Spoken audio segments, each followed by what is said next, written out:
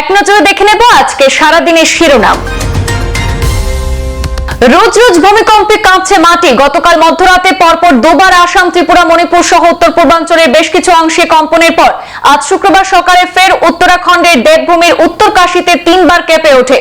ভূমিকম্পের উৎপত্তিস্থল ছিল উত্তরকাশীর ভাটওয়ারি ব্লকে ভূপৃষ্ঠ থেকে 5 কিলোমিটার ভেতরে, যার জেরে জেলায় প্রবল কম্পন অনুভূত হয়। আতঙ্ক ছড়িয়ে পড়ে সাধারণ মানুষের মধ্যে। এদিন বিপর্যয় নিয়ন্ত্রণ দপ্তরের পক্ষ থেকে সতর্কতাও জারি করা হয়েছে। দেশ জুড়ে চলছে প্রজাতন্ত্র দিবসের ব্যাপক প্রস্তুতি। রাজ্যের বিভিন্ন স্থানে স্থানে গণরাজ্য দিবস পালনের প্রস্তুতি তুঙ্গে। করিমগঞ্জ তথা বর্তমান শ্রীভূমিতে পতাকা উত্তোলন করবেন মন্ত্রী কৃষ্ণেন্দু পাল। কাছাড়ে পতাকা উত্তোলন করবেন মন্ত্রী কৌশিক রায়। হাইলাকান্দিতে পতাকা উত্তোলন করবেন জেলা শাসক নিসর্গ হেবারে গৌতম। বিজেপি শাসিত আসামে এবার চলল ইডির অভিযান। আসামের কামাখ্যা মন্দিরের দেবত্ব সম্পত্তিতে সক্রিয় লুটচক্র অভিযোগের তদন্ত শুরু করেছে কেন্দ্রীয় তদন্তকারী সংস্থা এনফোর্সমেন্ট ডিরেক্টরেট। 1,82,00,000 টাকার বিমা নথিপত্র বাজেয়াপ্ত করেছে ইডির তদন্তকারী দল। কামাখ্যা মন্দিরে প্রাপ্ত অর্থ তছরূপের অভিযোগে মন্দিরের বোর্ড এবং তৎকালীন আধিকারিকের বাড়িতে তল্লাশি চালালো ইডি। বাজেয়াপ্ত হলো বহু নথিপত্র। 27টি ব্যাংক অ্যাকাউন্টের তথ্য ইডির হস্তগত। জালে ফাঁসতে পারেন কামাখ্যা মন্দিরের প্রাক্তন একাধিক প্রশাসক। বিগত 5 বছরের সংস্কার হয়নি ছেত্রী গণিগ্রাম সড়ক। সড়ক জুড়ে গর্তের মিছিল, সড়কে বেহাল অবস্থা থাকার কারণে প্রতিদিন ছোটখাটো দুর্ঘটনা লেগেই রয়েছে। এতে স্কুল কলেজে ছাত্রছাত্রী সহ পথচারীরা বিপাকে পড়েছেন। বিভাগীয় কর্তৃপক্ষের নীরব ভূমিকা সহ বিধায়ক মিসবাহুলের মিথ্যে প্রতিশ্রুতিতে অতিষ্ঠ সাধারণ জনগণ। পঞ্চায়েত ভোটের আগে দলীয় কর্মীদের উজ্জীবিত করতে ময়দানে নেমেছেন মন্ত্রী কৃষ্ণেন্দু পাল। হাইলাকান্দিতে বিজেপির সক্রিয় কার্যকর্তা সম্মেলনে যোগ দিয়ে পঞ্চায়েতে বিজেপির দখলে রাখতে কর্মীদের ময়দানে ঝাঁপাতে পরামর্শ মন্ত্রী কৃষ্ণেন্দু পালের। মাঘ বিহু, মকর সংক্রান্তি এবং উরুকা উদযাপনের মধ্য দিয়ে দলীয় কর্মী সম্মেলন উদযাপন হাইলাকান্দিতে। খরা মৌসুমে বিশুদ্ধ জলের হাহাকার। কাছাড়ের রায়নাছড়া চা বাগান এলাকায় প্রায় 350টি পরিবার বিশুদ্ধ পানীয় জলের সমস্যায় চরম দুর্ভোগ পোহাচ্ছে। খাল, বিল, নদী নালার জল শুকিয়ে যেতে সমস্যা বেড়েছে চা জনজাতিদের। চিরি নদীর জলে জীবন বাঁচলেও অবৈধ পাথর মাফিয়াদের দৌড়াতে চিরি নদীর জল খাওয়ার অনুপযোগী হয়ে পড়ায় সমস্যা বেড়েছে বৃহত্তর এলাকার জনগণের। পানীয় জলের ভোগান্তি নেপথ্যে জয়পুর বিট অফিসারকে দায়ী করে বন বিভাগের বিরুদ্ধে ক্ষোভ উগরে দিলেন সমস্যাগ্রস্তরা। কৈলা শহরে মনু নদীর পাড়ে বাঁধের অবস্থা অত্যন্ত ভয়াবহ। খুব শীঘ্রই যদি বাঁধ সংস্কার কিংবা পুনর্নির্মাণে কাজ শুরু করা না হয়, তাহলে আসন্ন বর্ষা মৌসুমে বন্যায় ভাসবে কৈলা শহর। নদীর বাঁধ সরজমিনে তদন্ত করে শুক্রবার বিকেলে মনু নদীর পাড়ের বাঁধ পরিদর্শন করেন বিধায়ক বিরজিৎ সিনহা এবং জেলা কংগ্রেসের সভাপতি তথা গৌরনগর পঞ্চায়েত সমিতির ভাইস চেয়ারম্যান মোহাম্মদ বদরুজ্জামান। বরাক উপত্যকার শ্রীভূমি জেলায় 3 দিন ব্যাপী নানা অনুষ্ঠানের মাধ্যমে পরাক্রম দিবস পালন করা হবে। গতকাল মৎস্য ও পশুপালন এবং পূর্তমন্ত্রী কৃষ্ণেন্দু পালের উপস্থিতিতে নেতাজি সুভাষচন্দ্র বসুর জন্মজয়ন্তী তথা পরাক্রম দিবস উদযাপিত হল শ্রীভূমি জেলায়। নেতাজি সুভাষচন্দ্রের মর্মমূর্তিতে পুষ্পাঞ্জলি প্রদানের মাধ্যমে অনুষ্ঠানের সূচনা করেন মন্ত্রী কৃষ্ণেন্দু পাল। প্রজাতন্ত্র দিবসের প্রাক্কালে শুক্রবার শিলচর শহরের অপ্রীতিকর ঘটনা এড়াতে কাছাড় পুলিশের রোড মার্চ অনুষ্ঠিত হল শিলচর শহরে। আসাম পুলিশ এবং কমান্ডো বাহিনীর সহযোগে রোড মার্চটি শিলচর সদর থানা থেকে বের হয়ে শিলচর সদর পরিক্রমা করে পুলিশ সুপার কার্যালয়ে গিয়ে সমাপ্ত হয়। লালা রুরাল কলেজের ইতিহাস বিভাগ এবং IQAC সেলের উদ্যোগে এবং ভারতীয় ইতিহাস সংকলন সমিতির শিলচর শাখার সহযোগিতায় আজ থেকে 2 দিন ব্যাপী জাতীয় পর্যায়ের সেমিনার শুরু হয়েছে হাইলাকান্দিতে। এই আলোচনা চক্রের বিষয় হল সাংস্কৃতিক ঐতিহ্য, সামাজিক অর্থনৈতিক রূপান্তর এবং উত্তর পূর্ব ভারতে উন্নয়ন।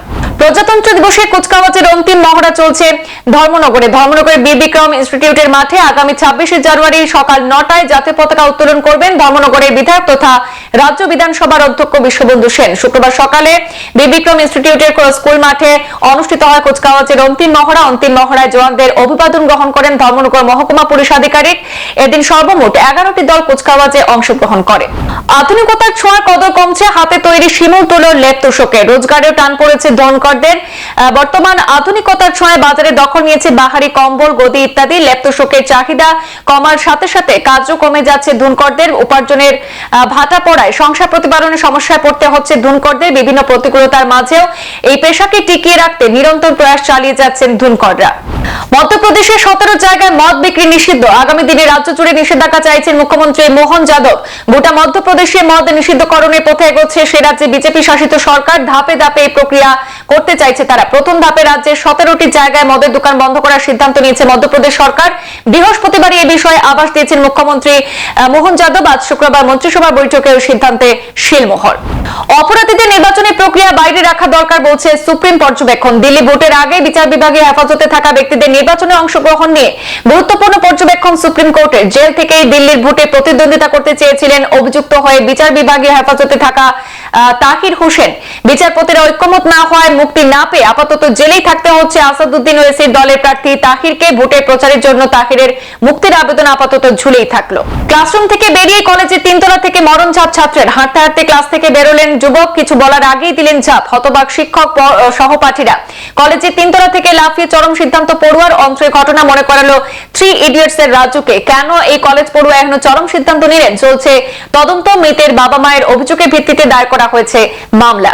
শুক্রবার সকালে বিস্ফোরণে কেঁপে উঠল মহারাষ্ট্রের অস্ত্র কারখানা এবং সংলগ্ন এলাকা। শুক্রবার সকাল 11টা নাগাদ মহারাষ্ট্রের ভান্ডারা জেলায় ঘটে বিস্ফোরণ। কালো ধোঁয়ায় ঢেকে যায় চারদিক। বিস্ফোরণের জেরে কেঁপে ওঠে গোটা এলাকা। এখনো পর্যন্ত 8 জনের মৃত্যুর খবর নিশ্চিত করেছে পুলিশ।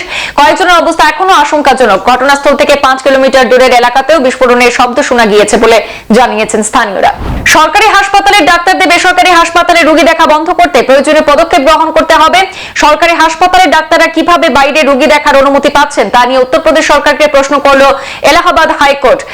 সরকারকে এই বিষয়ে একটি নীতি নির্ধারণের নির্দেশ দিয়েছে আদালত। হাইকোর্ট জানিয়েছে অনেক ক্ষেত্রে সরকারি হাসপাতালের ডাক্তাররা রোগীদের বেসরকারি স্বাস্থ্য ক্ষেত্রে রেফার করে দিচ্ছেন। বার এন্ড বেঞ্চ অনুসারে এটি একটি ভয়াবহ প্রবণতা বলে মনে করছেন বিচারপতি রোহিত রঞ্জন আগরওয়াল। সিবিআই আধিকারিকের বিরুদ্ধে এবার তদন্ত শুরু করলো তা খোদ সিবিআই। অভিযোগ দুর্নীতি তদন্ত করতে গিয়ে অভিযুক্তের কাছ থেকে ঘুষ নিয়েছিলেন ভাস্কর নামে সেই সিবিআই আধিকারিক। ঘটনাটি জানাজানি হতেই সিবিআই দুর্নীতি দমন শাখার আধিকারিকরা তার বিরুদ্ধে মামলা রুজু করে তদন্ত শুরু করেছেন। শুল্ক দপ্তরের আধিকারিকদের বিরুদ্ধে অভিযোগ ছিল ভাস্কর এবং তার সহযোগীরা প্রয়োজনীয় শুল্ক না নিয়ে পণ্য ছেড়ে দিতেন, তার বিনিময়ে মোটা অঙ্কের ঘুষ নিতেন। সেই অভিযোগের ভিত্তিতে তদন্ত শুরু করেছে সিবিআই। ডিএ দেবে না ইউনূস সরকার। বাংলাদেশের সরকারি চাকরিজীবীদের জন্য দুঃসংবাদ। চরম আর্থিক সংকটে বাংলাদেশ। তাই সরকারি চাকরিজীবীদের মহার্ঘ ভাতা দেওয়ার সিদ্ধান্ত নেওয়া হলেও পিছিয়ে এসেছে অন্তর্বর্তী সরকার। বাংলাদেশে বাড়ছে নিত্য প্রয়োজনীয় জিনিসের দাম। এই নিয়ে ক্ষুব্ধ সেখানকার সাধারণ মানুষ। সরকারি কর্মীদের মহার্ঘ ভাতা দেওয়া হলে মুদ্রাস্ফীতি আরো বেড়ে সমাজে অর্থনৈতিক বৈষম্য দেখা যেতে পারে বলেও একটি মহলের আশঙ্কা। ডোনাল্ড ট্রাম্প সংসদে বসার 3 দিনের মধ্যে শুরু হয়ে গিয়েছে বিনা নথিতে আমেরিকায় বসবাস করা ভিনদেশীদের ধরে নিজ নিজ দেশে ফেরত পাঠানোর প্রক্রিয়া। প্রথম ধাপে গ্রেপ্তার করা হয়েছে 538 জন অবৈধ অভিবাসীকে। শুরু হলো তাদের দেশে ফেরানোর প্রক্রিয়া। শুক্রবার হোয়াইট হাউসের তরফে বিষয়টি নিশ্চিত করেছেন প্রেস সচিব ক্যারোলিন লেভিট। শিরোনাম এই পর্যন্তই। পরবর্তী অন্যান্য আপডেট পেতে অবশ্যই সাথে থাকুন এবং দেখতে থাকুন পূর্বাঞ্চল প্রতিদিন। ধন্যবাদ।